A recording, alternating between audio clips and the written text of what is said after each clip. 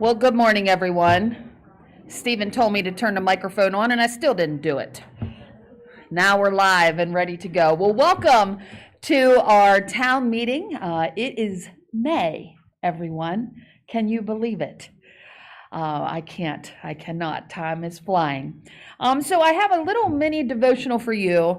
Actually, one of our residents gave this to me, and I've kept it on my desk, and I've been reading it, and it's just been reminding me to find my song Sparrow. So it goes like this. This is actually from the St. Brigid Feast Day. Outside my small cabin, hidden among the birch and pines on a northern Minnesota bluff, a song sparrow opens the dawn with the first of an all-day serenade.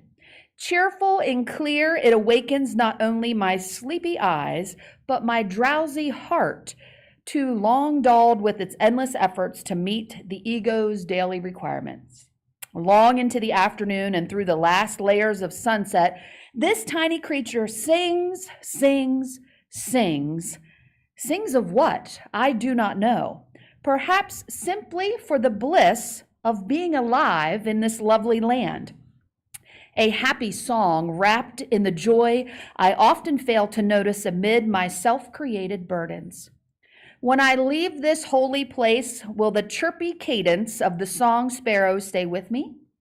Will it turn me toward the serenade of joy that is only a breath away?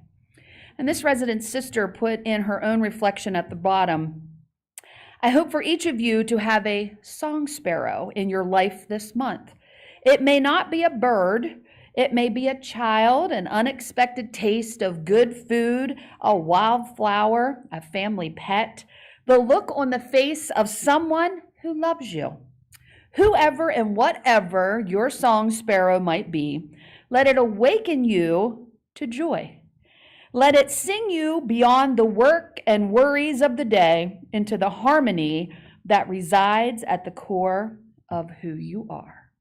I would ask that Chaplain Brenda come and open us in prayer.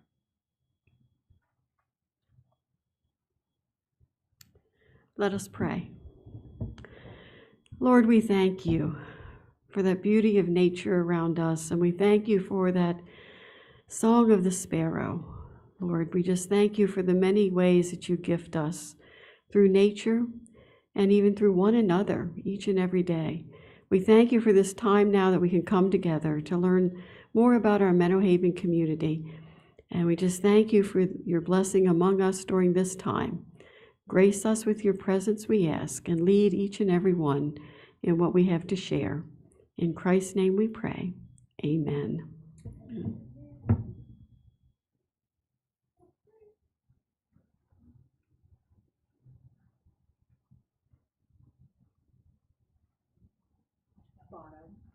Thank you.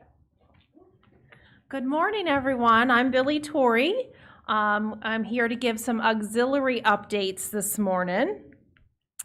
The first thing I'd like to share with you this morning is last year, if you remember, at our annual meeting in 2023, we had announced that we were adding to our project list a scholarship in honor of Doris Lehman, and we named this scholarship the Lehman Spirit of Menno Haven Scholarship. So I just wanted to share with you this morning the recipients of the scholarship. If you remember, we had decided on the amount of $3,000, and it was for any Menno Haven team member that would like to further their education, maybe with a college degree, a certification, any of those things.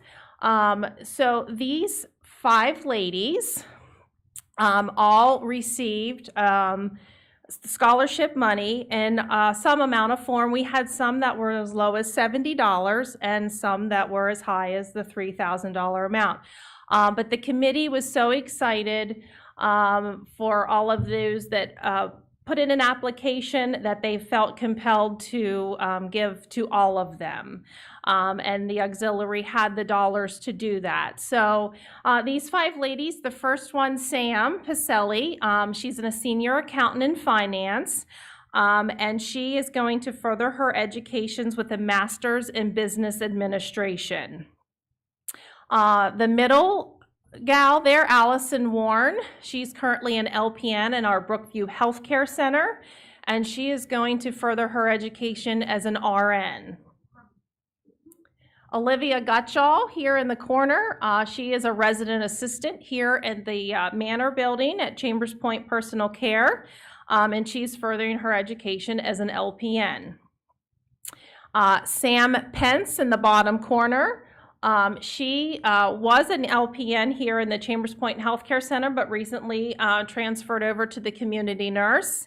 And she is getting a certification in wound management. And then Kelly Holt is a household team member in our memory care homes, and she became a certified dementia practitioner. So in total, we gave these ladies about $9,800 instead of the $3,000. So we were very honored to do that for these ladies. So again, the auxiliary will be moving forward again, probably late this summer in the fall, to put out the application process again. And we've already have some folks asking us, when is that going to happen? So the word is out now that the auxiliary is offering a scholarship to team members. So like I said, we have people asking about it already. So they're excited to further their education. Thank you, thank you. Yes, we should be very proud of this group of ladies. And then this is just one other thing I would like to remind you about. This is something new that the auxiliary will be offering on Saturday, June 1st from 8 a.m. to 10 a.m. Out here at Jenny's porch. And if it's ugly out, we will move into the Laurel Room, but we're praying for good weather. We're gonna do some pancakes with fresh strawberry topping, bacon or sausage, mini muffins and fruit, and hot or cold beverages. The suggested donation is $6. You can do cash, check, or residence. When you come that day, we'll have somebody there and we'll take your name and then we'll charge your account later. There's no RSVP required. It's just come and go between the times of 8 and 10. So you might need to give us a little grace. We're hoping for a good crowd. I counted the other day, I think there's about 50 seats out there. When I took a walk. Don't everybody show up? Don't all come at 8 o'clock, you know, take a little bit of time, get up, get ready. So don't all come at 8 o'clock. We're hoping to spread it out so that we can, seat at different various times.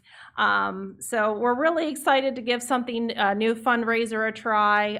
And Jeremy Fry was like, sure, he was up for the challenge to help us put this together. So he's going to be there making the pancakes.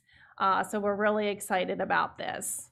And I think I think that's all I have. Oh, I'm sorry, I lied, Tiffany. I'm sorry. I have a sticky note here with a few other things. Just a few other reminders coming up. To save the date for our Music Fest. There'll be a 60s theme. We'll have the Cruisers back again, and that will be Saturday, September 21st in the Event Center from 5:30 to 8. So just watch for more information to come out on that. And then we do have another fundraiser coming up in October. The Smith's Chicken Barbecue is always usually a very popular hit. That will be Saturday, October 5th out at the Lowe's parking lot. We do have the opportunity for deliveries, and all that information will come out when the time comes. So those were just a few other reminders I wanted to add. So now I'm done. I promise this time. October the 5th. Yes, Saturday, October 5th. And usually I think we start around 10 until we're sold out. And we've been usually selling out pretty quickly. So before 2 o'clock, usually it goes till 2. So. All right, thank you. I'm going to let you take one of these back with you because it's going to. Is that mine? I think I put 2 up here. All right. Well, we have a lot to get through today, so I'm going to keep us moving. I wanted to give everyone an update, and well, first of all, I'm distracted by Bill Powers' beautiful hot pink shirt back here. Bill had accidentally got extra zealous this morning and started setting up in the Renaissance dining room, and wondered where the heck everybody was. We were here. So if you are parched, or if your stomach's growling, there is coffee and muffins right outside the door now. Okay? But I have a couple updates, and I cannot remember when or if I chatted to you all about this, or if maybe Hugh brought this up. It all kind of blurs together, but I want to make sure that I circle back around. And if anyone was not aware, there had been discussions of Menno Haven speaking with a local farmer. And I'm going to give you a little picture here. So if you can see, does this thing have a pointer? Oh, it does. All right, so this is our Brookview campus. All right, so here's Northgate, the villas. This farm right here, sorry, I don't want to make you dizzy, is the Fry farm.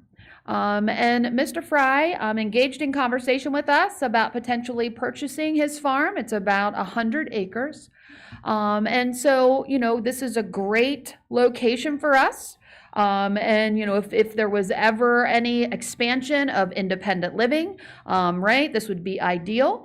However, as the board of directors and Mr. Fry, we were unable to come to an agreement on a price.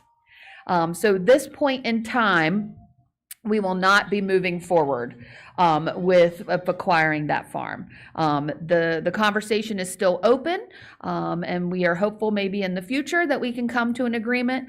But at this point, we were just too far apart on a number. So I know some people sort of heard, some chatter about that. I can't remember if we publicly talked about it or not, but we're going to publicly talk about it now. So just to keep everyone, again, just to be very transparent, and we are always, especially land that is adjacent and close to us, right? We want to make sure that we are protecting our borders as much as we can. And when this conversation started, it was hopefully a possibility. But again, so I just want to squash any crazy rumors. There's no, I'm not rolling out plans for, 300 independent living units. That's not what this is about. This is just simply a potential for some land, but that is not coming to fruition at this point in time. You remember that we had engaged a consulting group called One Point, and we have gone through that process with them. So I just kind of wanted to give you a high level. We're not completely done with the conversation with them, and still looking at a variety of scenarios is what we call it. Again, this idea of feasibility when we work to plan our strategic plan for the future, right? A lot of folks, when we talk strategic plan, right, what comes to mind?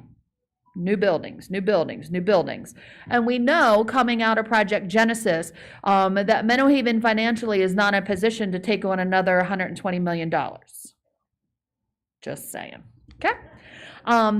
But we do always want to keep our eyes to the future, right? We've got to 60 years, and how are we going to strategically place ourselves to be around for the next 60 years? So the goal of this partnership with One Point was to talk through and try to get those answers and have a fresh set of eyes, look at our financials, look at how we have things set up here, and figure out what we can come up with. So again, we are not finished with this conversation, but I just want to keep you on the loop of where we're at. This idea of scale, right? So the idea in our business of retirement communities, we know that to have increased independent living, which costs less to manage, right? So if we think about our healthcare settings, right? If we go upstairs here at Chambers Point, upstairs in the healthcare center, we have, 59, 60 beds of people that we can take care of. And the majority of our staff are required to take care of those that need the majority of care, right? That makes sense. So the highest expense and the highest demand for labor are in our healthcare settings, which has a smaller amount of people. We know the majority of our residents here at Menno Haven live in independent living. So the idea that the more independent living we have, that is a higher scale of revenue with less expense. I'll stop talking because Ryan can talk this a whole lot better. But the point with 1 point and the discussion was that potentially on our Brookview campus, we have the potential to maybe add some more independent living units, specifically looking at potentially on the other side of our Northgate building. Some of you that have been around for a long time may recall that the Northgate building originally had a whole entire additional wing of apartments that was to be built to it. But at the time of construction, it was decided not to do that. So we had, you probably remember slides in here when we talked about Mount Larry and Mount Davis. There was this big, huge mountain of dirt sitting in that vacant lot up there for a long time. Us really figuring out what goes there. We don't have that answer yet, but 1 point has affirmed to us that additional independent living units at Brookview would be beneficial to our bottom line. They've also kind of given us a little, let's look in the mirror when it comes to corporate overhead, that our corporate overhead seems to be a little higher than other like communities like us. And this is something that we know and we've been battling. You've heard Ryan repeat it, that, we've got to control our expenses. And so that's something that the team is really, buckled in and strapped in and really going to tackle. And the big question always is, well, what are we going to do with the manor, right? She's a mature old gal. She's been around for a long time. We worry about infrastructure and a building that was built in the early 1900s. Are we able to keep up with the needs that an older building of that nature and that size needs? But what we have determined with this collaboration with 1 point is that right now, the manor's going nowhere, right? The manor's going nowhere.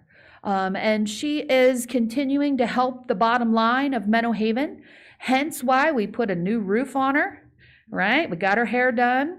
We're going to come in and we're updating the first floor, and Denise will give you some more information about that refurb project that's happening here this year. So stay tuned for that, and we'll keep talking about that strategic plan, but I wanted just to keep it at the forefront of your mind, so I can assure you that we have not forgot it. The strategic plan is right at the top of our list and always under our nose, and so it'll be important for me to continue to share it with you. Okay? All right. So I wanted to just highlight a little bit for the Residents Advisory Council for Sustainability, and to talk a little bit about composting at Wilson College. You can see the blue trash cans here of the composting that occurs. A couple highlights here, that we send over 500 pounds of coffee grounds and fruits and veggie scraps each week. Right, so each week we have a little car truck thing that comes back and forth, dumps it off, and it's amazing. This is an amazing program. The other piece of this that I also want to highlight, that not only is composting helping with waste and things of that nature, the other piece of waste is these blue buckets make it really easy for our culinary supervisors to sort of double check the work of the team, right? So if you're throwing scraps into a very large, humongous large gray trash can, I don't expect any of our supervisors to stand on their heads and get down in there and assure that the team are using all of the peppers that they can or all of the pineapple that they can. And what I've heard recently from the culinary team was that, this has been a great educational tool for us to kick back to the staff and say, hey, let's pull this pepper back out of here. Look, next time you cut a pepper, you can cut it like this, and we can use a lot more of it. Less waste. less waste. So this has been a variety, not just the idea of composting and waste control, but has really helped with waste all the way around. So this is a slide that Jeremy sent over to me, but I love this key piece right here. 2,000 pounds of waste reduction in March. Year to date, 6,000 pounds. That's pretty awesome. That is pretty awesome. So stay tuned for that. We'll continue to keep you updated with the Residents Advisory Council for Sustainability, previously known as the Green Team, and we want to keep those folks at the forefront of your eyes as well. Wanted to give you an update of some new culinary team members. I believe next time I'll try to have Jeremy do a whole organizational chart of the culinary team so you can visually see where everybody lines up. But here are two new team members. I'm going to start down here at the bottom. This is Paris. Mr. Perez is our new culinary director upstairs here at Chambers Point. So you will see him. And then Nate Gibson is going to be covering on the entire area of Menno Haven as our new culinary training director. All right, so we have Jeremy Fry, and then we have Bill in the back here, who was previously the director upstairs at Chambers Point, has transitioned into our impact director. Paris has taken his role, and we also have added Nate in as a training director.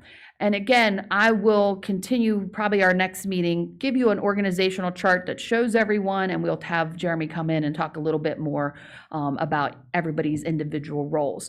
But we want to get Nate going, and really we're kind of forging the path of Nate and Bill's roles here at Menno Haven as the impact and training director. But again, our desire is to assure that we are providing that world-class experience to all of our residents in our culinary areas.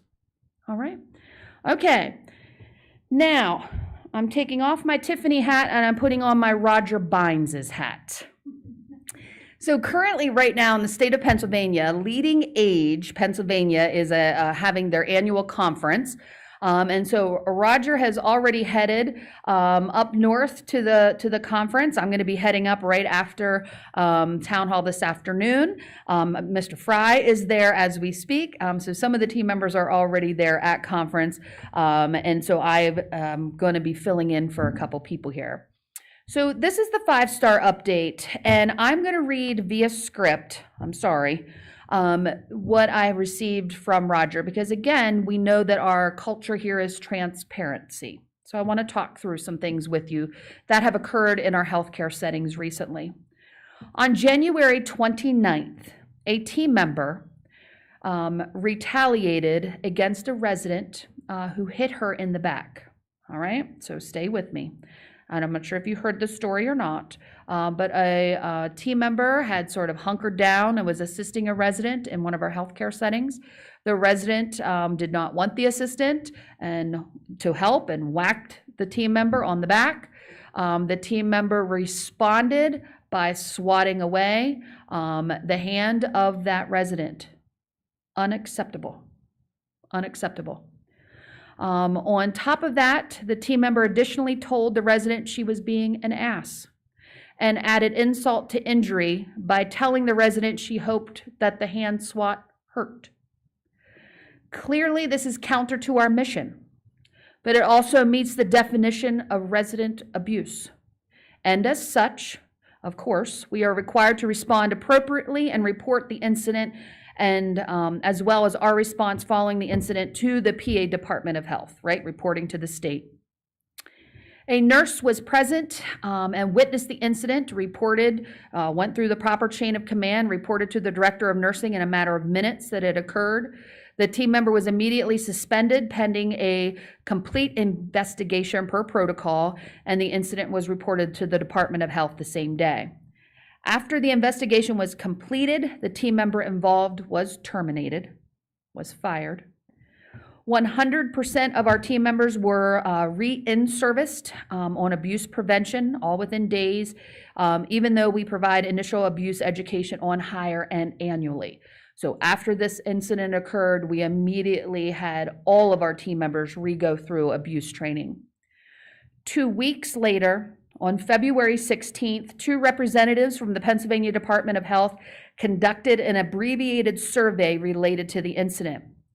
Ultimately, the surveyor cited the facility with 3 immediate jeopardy citations. 2 of the citations were cited as past noncompliance, which means the issue was corrected prior to the surveyors arriving on scene and no corrective action was required. However, 1 immediate jeopardy citation was left active, which required a plan of correction to be filled, which was done promptly, and promptly, and all the measures identified as corrections have been implemented. We have never seen this aggressive of a response from the Department of Health. We believe that the response is out of proportion to the actual incident. It is never acceptable for a team member to respond the way she did. But our administration acted promptly and appropriately in a bad situation. Interestingly enough, on March 11th, incident end of January, they show up in February for an abbreviated inspection. March 11th, Department of Health surveyors arrived back at the Brookview Healthcare Center to initiate their annual Department of Health survey, right? All of our areas go through that annually, in which all regulations are reviewed over the course of several days. After 2.5 days, the 3-member survey team exited Brookview Healthcare Center citing 1 minor citation. And this is what it was. In 1 locked medication room inside a locked refrigerator, there was not a separate locked box for securing a narcotic medication. In essence, the survey team felt a 3rd level of securing narcotics was necessary. The team corrected this before the survey team left, but it was still cited. The Brookview team was relieved and pleased with the outcome of this annual survey. Okay, that was phenomenal, right? If the concern was that medication that was stored in a locked, secured medication room, secured in a locked refrigerator, needed to be secured one more time within a locked box, within a locked refrigerator, behind a locked door, we'll take that citation, thank you, okay? Even though they were relieved of that and pleased with that outcome, it was difficult to reconcile the positive affirmations of this survey team with the previous investigation. So I want you to think, as the administrators and as the team members that work in our healthcare settings, a little bit like a report card, right? A, you're doing good, right? Everybody wants to be an A student. The reality in this regulatory state that if we walk away with B's and C's, we are pretty good. We are pretty good. It's really hard to obtain an A. With this tag of an immediate jeopardy, right, it really felt like a really big, bold D minus, right? We didn't get an F grade, right? Because an F grade would have them come in and put our license on a provisional. The state would be camped out in our buildings every day. But this grading system and scope and severity has impacts on things like our 5-star rating. And I'm to be very transparent, I'm not in love with the 5-star rating, because when you think of star ratings, what do you think of? Restaurants, hotel, right? I'm a little prissy. I like to stay at something higher than a 2-star hotel, right? I prefer a 3 or a 4, right? So to compare hotels with nursing and skilled healthcare settings is not fair in my mind, because the average consumer is thinking hotel. Well, what qualifies a hotel and what qualifies to get a star rating in a nursing home are complete opposite ends of the spectrum. So the bottom line ramifications for this incident at the Brookview Health Care Center is that our 5-star ratings over the next couple months will see an impact. Their survey stars, which have been on a steady rise, will drop significantly, despite the excellent annual survey results. And I think Roger had talked to you before about the red hand of citation. So if there is a little stop sign, little red hand that says stop and look, if you go on the Department of Health website, and it's a visual cue to have consumers look and be able to pull up the citations for each and every nursing home in the state of Pennsylvania. So I want to be transparent with that. I want to assure you that this situation and some other minor situations that even occurred upstairs at the Chambers Point Healthcare Center, our administrators, I have watched them be knocked to their knees, which breaks my heart to watch them go through it. However, it affirms to me that we have the right people running the buildings. Because if they were indifferent and did not care about these situations, we would be in serious trouble. But to watch our administrators, Roz Burke, and upstairs, Jess Bolin, to be impacted so heavily personally when the surveys come in, it's hard to watch, but I appreciate their passion and investment here, and they desire to live our mission here at Menno Haven. So I just want to keep you in that loop. And again, if you see or hear things about our 5-star rating, I just want to be upfront with that. And at the end, we'll have time for questions and answers. I also wanted to give, I've got several calls about some movies. So if you have been to the cinema, the recent movie that is showing is a movie from 1976, I think. Is that what it was? 1976? 1976, the year I was born. And the movie was called The Man Who Fell from Earth. And I hear it's scandalous. So I want to remind everyone that in your Haven Connect is the list of the movies with a description, all right? And that I encourage you to also check, Google, ask someone about a movie before you just show up. Because I have received several calls about said movie that folks were not prepared for the language and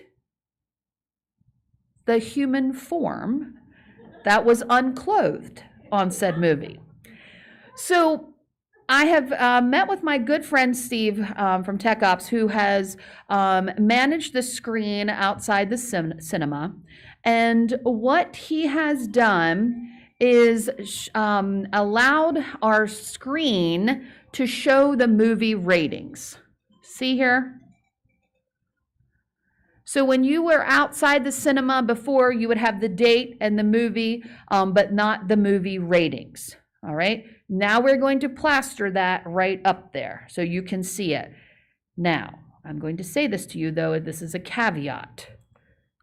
This means nothing, okay? Because these movie ratings could be anything from language to violence to the content. If it's about kidnapping or anything of that, it all depends. So I really encourage you, the expectation that we are only going to show G-rated movies around here is not going to happen, all right? So to walk in and just think that every movie that we are showing in the cinema is going to be to your taste level. We have 2 televisions at my house because Tony and I cannot agree, and we do not like to watch the same things, okay? So I do want to push back the responsibility to you as residents to check them, check the description, know that, we are not just showing musicals. We are not just, there is a lot of movies that are in here that are by resident request, and we are showing a variety of genres at a variety of ratings, okay? But this will be an extra visual cue before you walk into the cinema, just so you're mentally prepared. All right, I'm also flipping hats, and I'm now going to be Tori Lorenz from our Team Services Director. Tori can't make up her mind if she's trying to have a baby or not.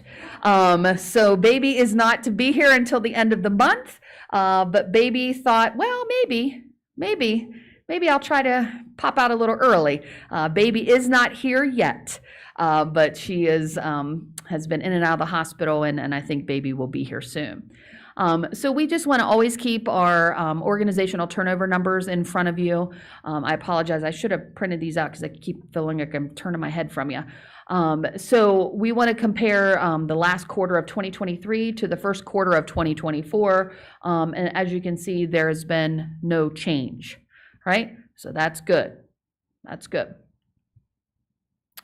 This is giving you the average of where we compare in turnover. The national average for CNAs is 51%. We are at 67%. So that is something that we, very, very, very, very heavily work on. We are above average for LPN turnover as well as RN. I think this is the opposite in retention, not turnover. Because, does anybody know? I'm thinking it's retention, not turnover, because my heart's starting to stop right now because I know our numbers aren't this bad.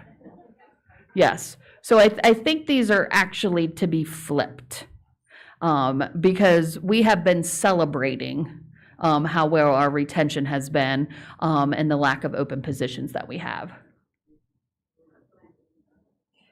So we have a 3.5% vacancy rate, which is phenomenal. That is very, very phenomenal. So 19 full-time or part-time positions. This is Menno Haven wide, not just nursing. And then 4 CNAs, 2 LPNs, and 3 RNs. I maybe should have looked at those a little closer before I put Tori's hat on. Sorry. All right. I'll give you a break from me, and I'll have Ryan Fritz come up and give us an updated financial.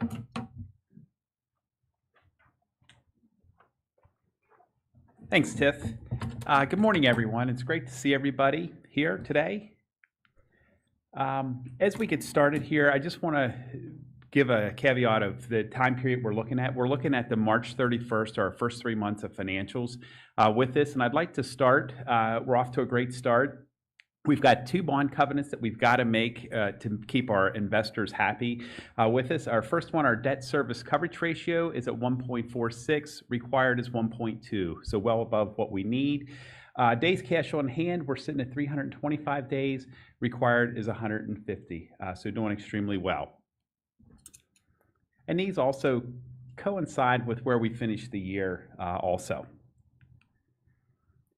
Okay, as we look at the financials overall, revenue is almost $1 million over budget for the first 3 months. A lot of this is being driven by our nursing facilities, the rehab and the healthcare centers with that.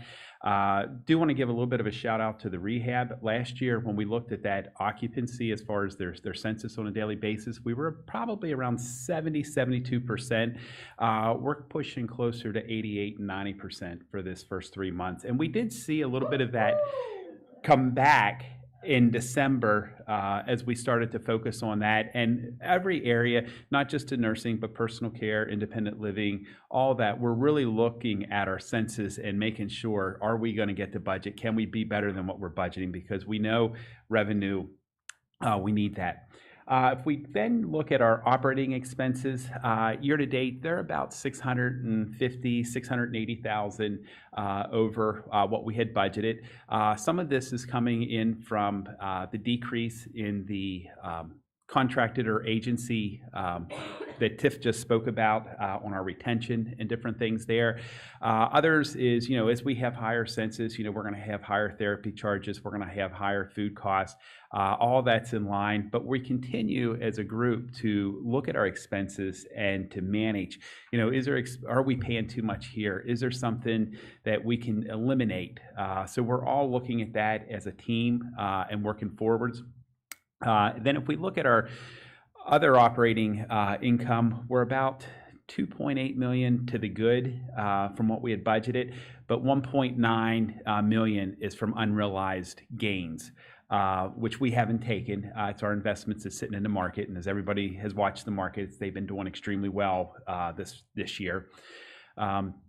And then if we look at overall, our net increase in assets is 812,000. We had budgeted a decrease of 2.3 million, so it's extremely helpful to get that additional revenue and to be controlling the expenses as we go here. We're not done by any means, but we're definitely on the right track. We knew when we presented the 2024 budget to the board and even to the town hall that we needed to get a handle on revenue and our expenses. So we've started 2024 extremely strong, and we anticipate that to continue for the rest of 2024.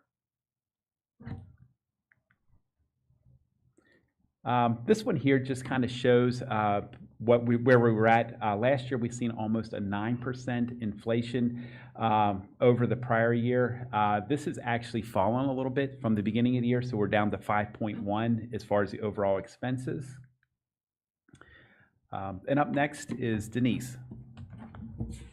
Thanks.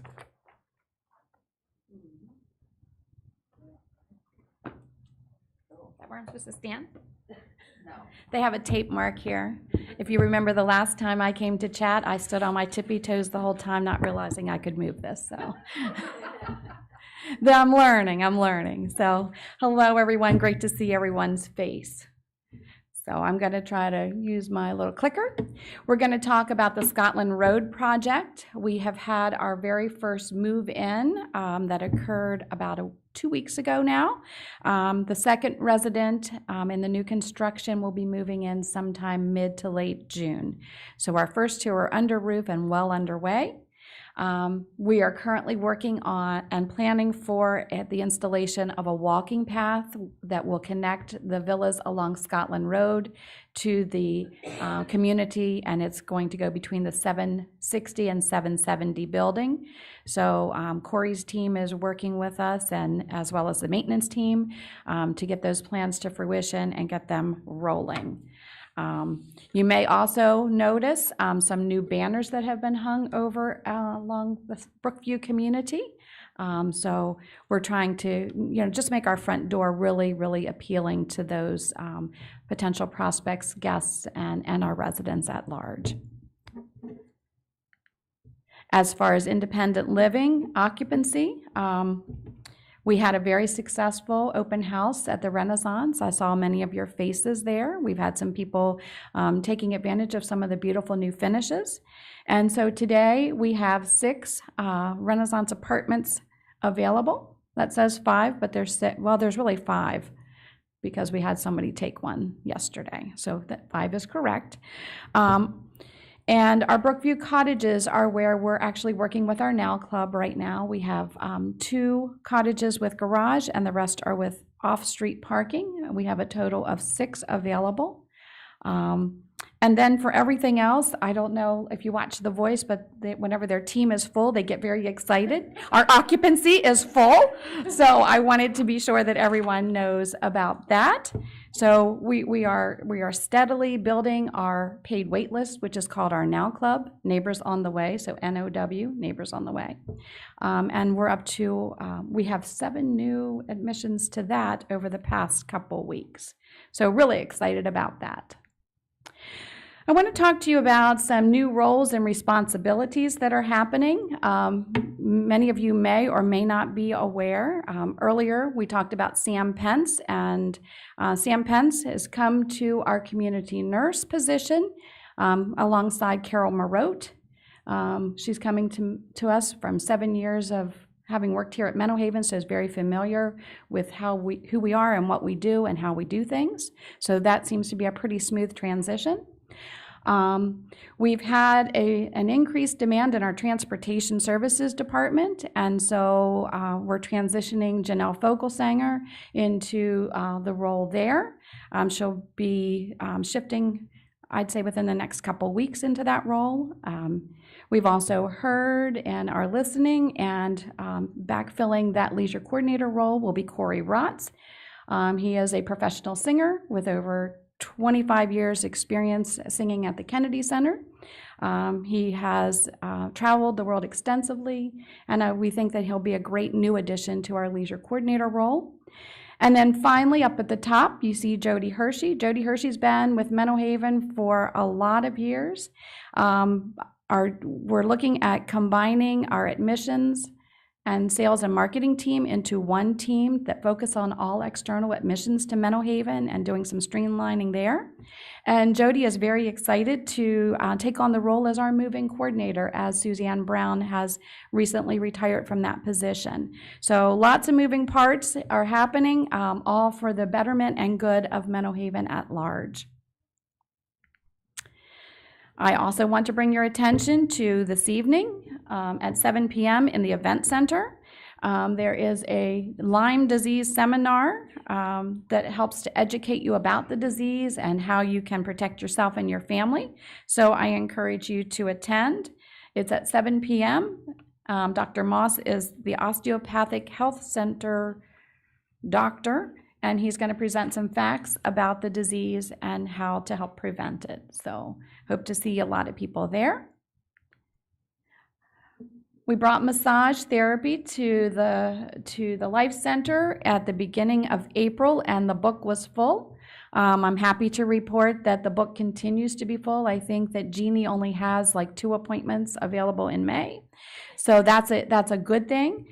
She's also heard from a lot of residents who are taking advantage of those spa services that you are interested in things like aromatherapy, maybe some hot stone massage, and the length of the service itself. So we're making some tweaks to that, and just encourage you to continue your enthusiasm toward the new massage therapy that's available at Menno Haven.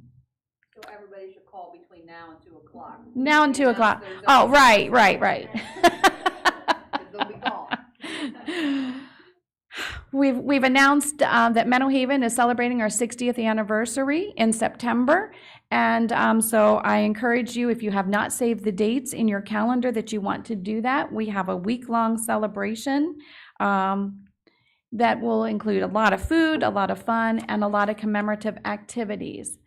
We will start with opening ceremonies on Sunday at 2 p.m. in the Life Center. We're working on having that also live broadcast so that we can have many places that folks are gathering to just celebrate in Menno Haven's history. Monday, our culinary team's gonna put together some kind of pie or food bake-off. We're gonna wear our colors day and hopefully get a really great picture. And there will also be trivia night on Tuesday. I want to encourage those of you who would like to participate, not only by watching, but also by building a boat. We have instructions for you to do that, and there's still plenty of time because we'd really like to have lots of boats on the lake. And that's going to happen on Wednesday. That's traditionally an event that happens in August, but we've moved it to be part of this celebration because we really believe that cardboard boat regatta really embodies just the culture and the community that Menno Haven is. Then Thursday, there'll be a 60 themed day. And Friday, anything goes is game days. And then Saturday, our team will be celebrating with a picnic in the daytime. And then, as Billy had alluded earlier, that there is the 60s themed dinner dance. So lots of things going on that week, and I hope to see lots of you there. And then finally, Tiffany had talked about the old girl, the manor, still standing. She got a new hairdo, so now we're gonna straighten up the first floor. So right now, in earnest, we are installing the ceiling tiles, replacing those there. We're also going to be adding new flooring, new paint. We're doing a bathroom remodel in the dining room. New chairs are on order, and the list goes on and on for that refurbishment of the manor to make it just more fun and brighter and just to give the lady a lift. So I think that ends my part. And now it's Chuck's turn.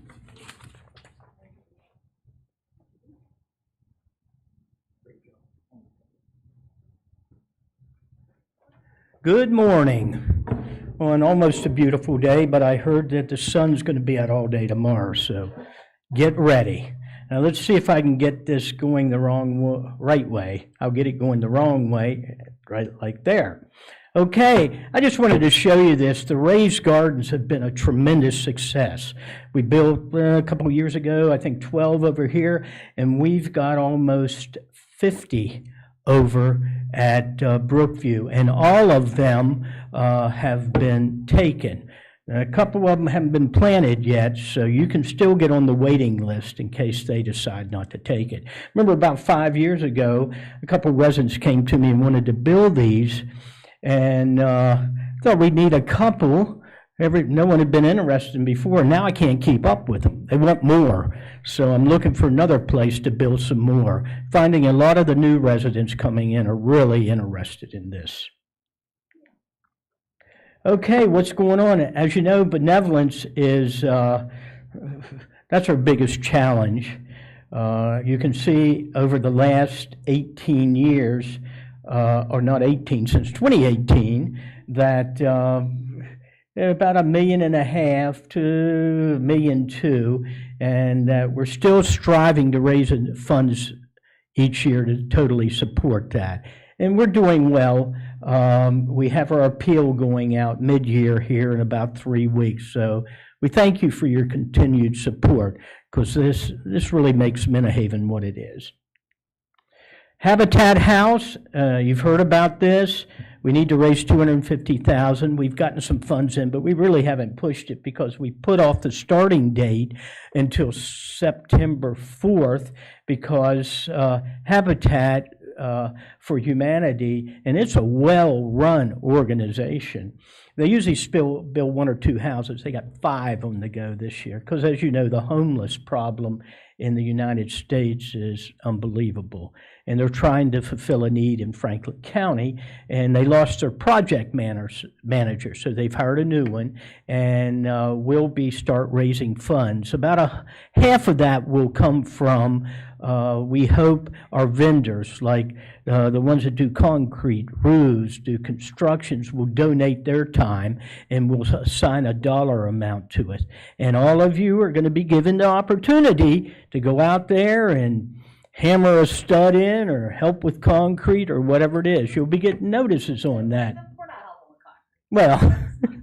Well, there might be somebody out there. So that's coming. That's going to be exciting, and you'll see a lot more about that. Okay, Branch Creek. I've told you about this before. We're running about a $50,000 deficit for that each year, and we're hoping to have really our first annual campaign for that, and we'll be going to the Shippensburg community, a lot of the businesses, and we'll offer you the opportunity. It's a great thing to give people the opportunity that do not have the funds to come here, but can have somewhere to go every day, and I mean, they appreciate it. And they made, I think, they make the peanut butter eggs, and boy, they're good. They made about $8,000 on those. That's a lot of money. A lot of eggs. And a lot of eggs, yeah. Menno Cares, as you know, that's a program for the employees that may need electric bill paid, a car payment, maybe one of the spouses broke up and the one is left with children and needs some help. We also give them turkeys each year, and we have book bags for the kids to go, their kids to go to school with. But we're raising funds for that, and we just started for the first time a team member campaign. Sent it out yesterday that they can do payroll deduction, and we've had a lot of interest in that. Okay, our web pages, I've showed you this. We're excited about them. We just got this up since the first of the year. It took a lot of work, but we're going to keep you up to date on that. The hardest thing is any type of website is keeping it up to date. And I think Allie's been doing a great job with that. So you want to know anything, go there to our website. You can go to the regular Menno, and where it says give, you hit that and it goes right to our website. So, as you know, I told you before, we had a gazebo out there, an interesting story. We had it wrapped. Grounds had wrapped it because it was ready to fall apart. And that yellow tape looks like there was a murder there, but there wasn't. And I had a resident the next day after I put out an appeal call and said, Chuck, I was walking the trail and I wanted to sit down and I couldn't sit down there. How much do you need? And I said, $10,000. She said, I'll be in with a check tomorrow. So I'm thinking about wrapping everything around here we need. But I thought that might be carrying a little bit too far. But anyway, we're going to have a little celebration, but it's beautiful back in the back of the trail, back of Northfield, if you haven't been there. I think it's right back of your house, Marcia, isn't it? Almost, so. And I've talked about the dog park, great place. There are more and more dogs coming there. The day we were over there taking this picture, we wanted to show that the gate does work, and I had one or two individuals that had small dogs and were concerned. They wanted it closed from 3 to 5, but I said, well, maybe we can do that, but really, logistically, we can't do that. I just tell you, the gate's easy. Close it if you have a small dog, and then open it when you leave. But I find that the big dogs are scared of the small dogs. So, in this dog, the gentleman that was there, he threw a ball over in the other end, and the dog went running through the gate and back. So it gives them a lot more room. Now, this is the salon here, right down the hallway here. We have a resident here who's going to pay for the full renovations. It's going to be gutted, and it is going to be nice.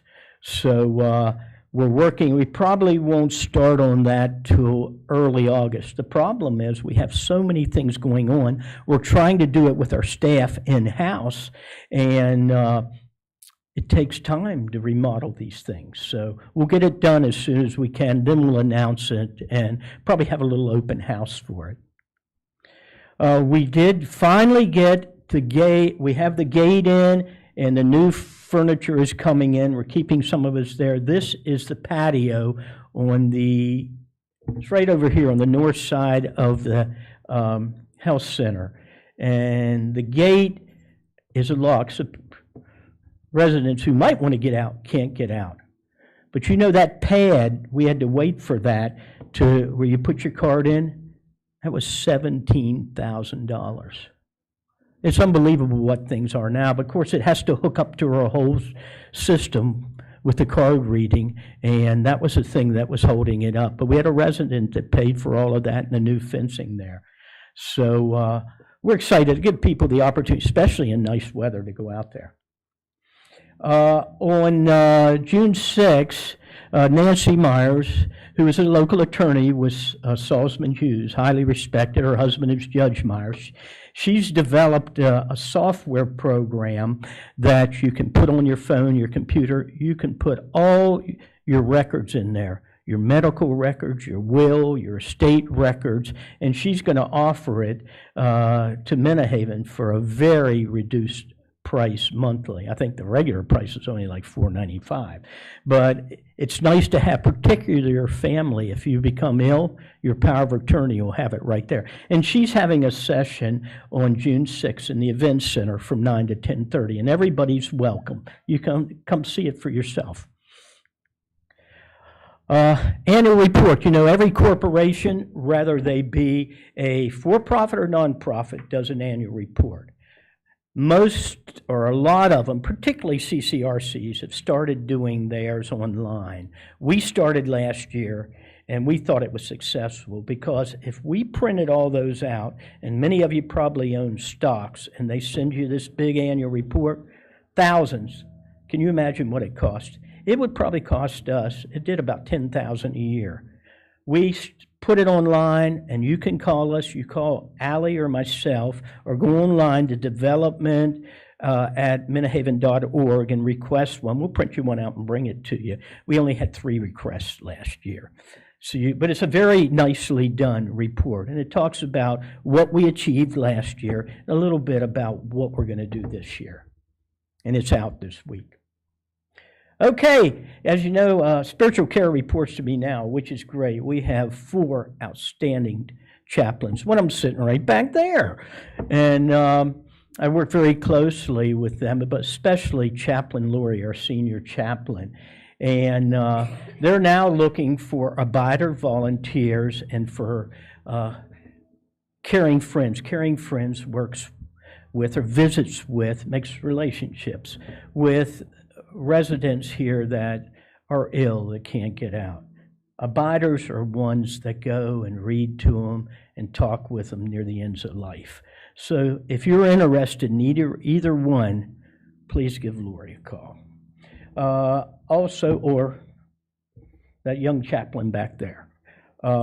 we have a program grounded. I went to the first session about 2 months ago, couldn't go to the second one, but we have life coaches coming in and psychologists, and they come in and they talk. It's kind of an open group for residents and team members. I found it fascinating, talking about life and feelings and depression and things. Everyone really opened up. If you want to go to something that will really give value to your life, I suggest you go there. Now, I always like to finish with a little humor, and if you didn't know it, and something about, every one of us has something special about us, that Chaplain Lori is also a farmer. She has a farm, and her parents have the farm beside her. She was raising goats and still has goats, but last year she bought about 50 sheep. And I kind of wondered why, but every time I see her, I ask about them. Well, as you can see, that one there is a big mama because she's pregnant. And here, about 6 weeks ago, I guess, that time of year, they're all female. They brought in a ram to help pregnate some of them. They thought 15 or 16. Well, I think he got about 40 of them pregnant. So he was exhausted, had to carry him out or he's going to kill himself. So who knows how many, but I didn't know this either, but sheep only have 2 teats, and they can only feed 2, and they can have up to 7. So Lori's going to have to bottle feed the rest of them.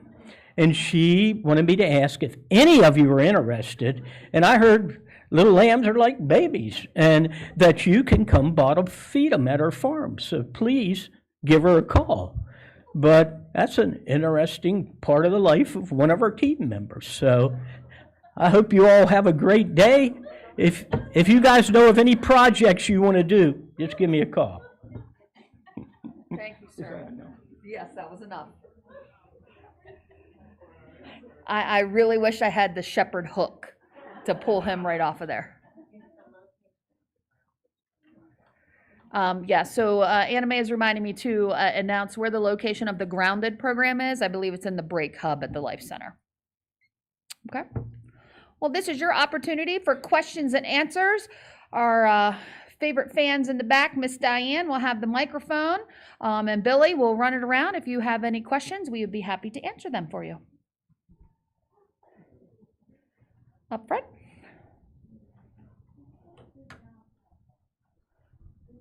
How long does it take, and what does it take to remove the below average grade at the Chambers Point Healthcare Center? That is a very good question. So the question, if you didn't hear it, was how long does it take for the 5-star rating? And I believe it's like 6 months.